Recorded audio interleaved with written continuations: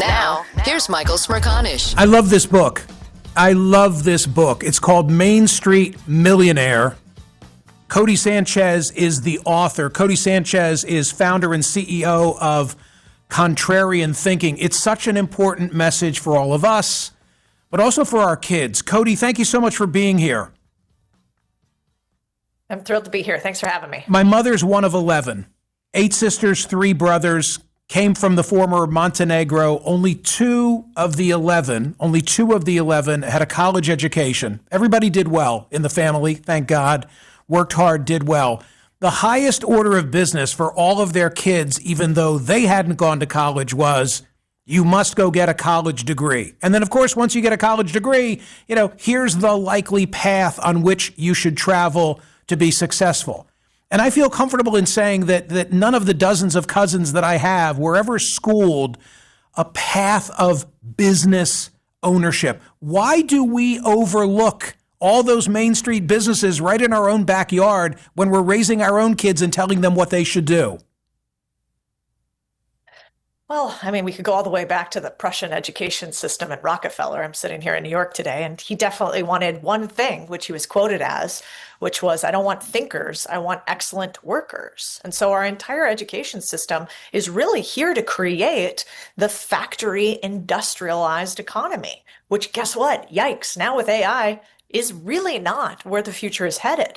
And so I think we've been trained, our parents were trained, and our parents' parents were trained to school in a way that doesn't make sense anymore. And when I go back to my parents and I think about if I had told my mother that I was going to become a laundromat owner, which I did after going to Goldman and, working at State Street and all these big financial firms, she about had a hernia, and yet I think the next generation is going to want to own a laundromat, which, by the way, some of our laundromats do $3 to $5 million a year. That's a lot more money than a lot of bankers make right here on Wall Street. So I'm not saying it's the only way, but it definitely has been pushed aside to create excellent workers instead of owners. And this is the thesis of Codie's book, Main Street Millionaire, which is that there's something to be said for owning a small, albeit boring, business. What was your personal path? What took you from Wall Street to Main Street?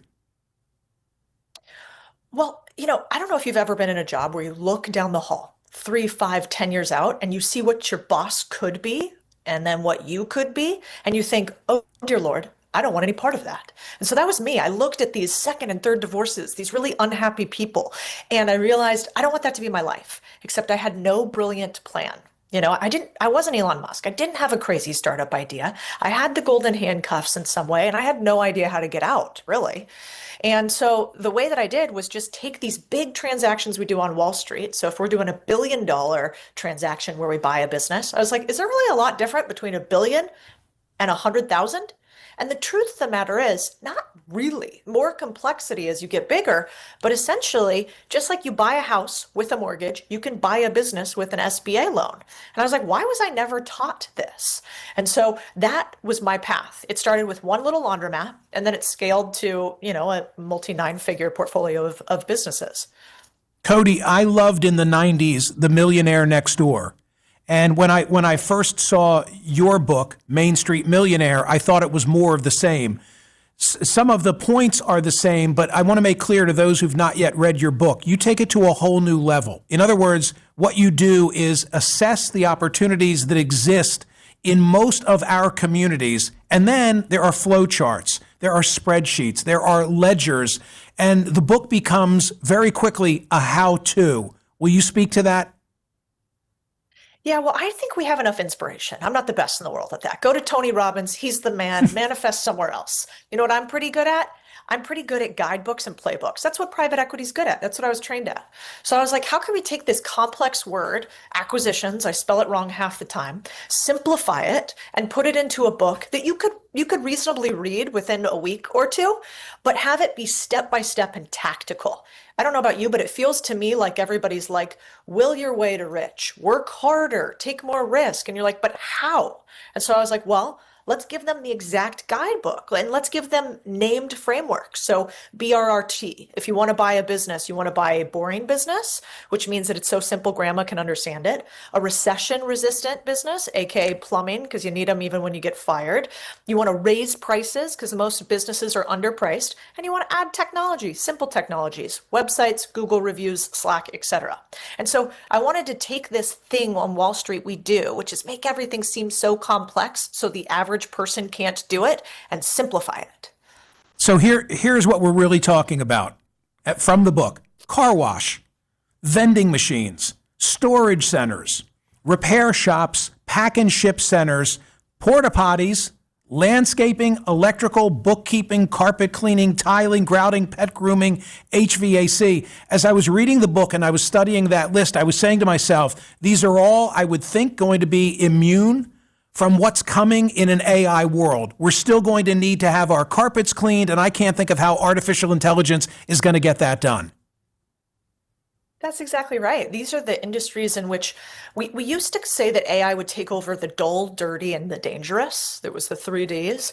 And what we've actually realized is they've taken over all the fun, right? It's like graphic design, video creation, writing, our jobs probably. In the future, there'll be a little AI Michael and Codie's run around talking instead of us. But what they actually haven't done is take away the things that are human, or what we call the handy. And so anything in which you need to use your hands, sure, robots will be able to assist, but with human oversight, similar to what happened in agriculture with the horse getting replaced by the tractor, right? You still have to have a tractor driver.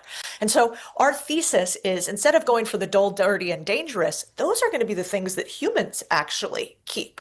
And the last thing that I'll say on that is, these businesses are not that complex to understand. I knew when I first bought a laundromat, I'm like, not that smart, but I could figure out dirty clothes, clean clothes, quarters, rinse and repeat. Okay, makes sense. Vending machines, same thing. Car washes, same thing. They're also not that expensive. You can buy a vending machine for $3,000 and start, or you can buy a laundromat for a couple $100,000 and use a loan. And so people love to tell you why something won't work. Wall Street loves to tell you why they are the only ones capable of this. And my pushback is that that's absolutely not true. Another of the nuggets from the book that I highlighted: boomers are stranded in their businesses. And one of the reasons that so many boomers are stranded in their businesses is because the kids, for whatever reason, they don't want to take over mom's business or dad's business. Yeah, well, first of all, I think kids these days, a lot of them, they want to do what we do. They want to be on TikTok. They want to be Right. on YouTube until they realize nobody makes any money doing that. Radio isn't a ton of money these days anymore. Who's really rich? The richest guy on your block, he probably owns like a sprinkler repair business. They're not sexy things, but they have what's called high margin, right? And so I think that kids don't realize that there's money in these businesses, and money just equals freedom. One of the richest guys in the world, Wayne Huizenga, started with a trash truck. He was a literal garbage driver, college dropout. Then he became a billionaire, and then he bought the sports teams. You don't start by buying the sports teams. You start with the trash. The trash leads to a lot of treasure, aka cash, and then you use the cash to buy whatever your fun in life is. And there's actually something, we call it the boring sexy matrix, but it's actually called the Songhurst matrix, which basically means that on average, the less sexy a business is, the higher the profit. The less sexy the business, the job is, the higher the wage. And so that's why you have actors all over the country. 1/3 of all actors in the union, in SAG-AFTRA, cannot afford to pay for the insurance that they provide. And so actors, super sexy, not highly paid. Finance people, actually really highly paid, but maybe not as sexy. Okay, I'm not giving it all away for free, I promise. Codie Sanchez is the author, and the book is called Street Millionaire. What is the phenomena about secret sellers? I hope you know what I'm referring to from the book, the secret seller phenomena. Yeah. Well, I don't think what people realize is right now, there are business owners that cannot get out of their business. So if there are 11 businesses for sale on a street, only one will sell in a calendar year, which means that there are business owners that don't even realize they can sell. They're scared to sell, and they need somebody to take over their business. 90% of a business owner's assets are located in their business. No retirement plans, no pensions. So they have to sell because that's where all their retirement money is. And yet there's no process for them to sell. And so what does that mean? It means they are actually looking for you to do what's called creative financing, seller financing deals. 60% of all businesses are sold with some portion of the seller actually financing your purchase of the business. And this was super normalized back in the day. It's how most businesses used to trade hands, by apprenticeship, right? And so the secret seller phenomenon is that if you have older sellers, if you have sellers that have been in business for a long time, if you have sellers of slower growth businesses, if you have sellers that want to retire, those guys are perfect for you to say, let's come up with something creative so I can continue your legacy and you can retire with some cash. There's an exercise in the book where all the hands virtually go in the air. And the lesson I took away is just because someone says no initially doesn't mean that that business isn't at some point for sale. And I don't mean by overpaying. Oh, yeah. Well, I play a little game when I'm out speaking and I say, raise your hand if you're a business owner. So everybody raises their hand. And then I go, keep your hands up. And if I was to give you an offer at the right price and the right terms for your business, would you take it? And wouldn't you know that almost every hand stays up? And the few that go down, I always jokingly go, haha, you haven't been in business long enough. Because the truth of the matter is, if you've owned a business, you know at some point, like Monday, Tuesday, Wednesday, Thursday, Friday, you will want to get rid of this thing. Business is hard. And so there are all these people that actually want an exit ramp, but don't have the Sun Tzu golden bridge on which to retreat. Why are we not teaching this in high school? We are trying our best. I mean, I think there's a couple reasons. One, we as a society are uncomfortable with risk. And let's be real. When you buy a business, there is risk. When you run a business, there is risk. But we have like 5 levels of risk. The worst being like physical death risk. The second being financial ruin risk. The third being reputational ego risk. For whatever reason, we really can't get very many people to do what we call ego risk, aka, man, what if I fail at this? We have something in the US called bankruptcy. It's not going to kill you. We also have something in the US called, third-party loans, called outside fundraising, so it doesn't have to all be on you. But I'm not really sure, except that I think that many companies want workers. They don't want owners. And why would Wall Street want other people to buy these businesses when private equity has gone from owning 4% of our businesses in 2000 to 20% of our businesses in 2020? There's real perverse incentive for the big guys to either come in and buy everything or to let those businesses die, and then they don't have competition. But if we don't push back, it's actually not good, because less than 10% of Americans are owners. And anytime we have like such centralized risk, we saw it today, right, with the Cloudflare outage with ChatGPT. Drop my website. Yeah, totally. Right. Yeah, ChatGPT out, YouTube out, all of these sites out because one secret thing powers it.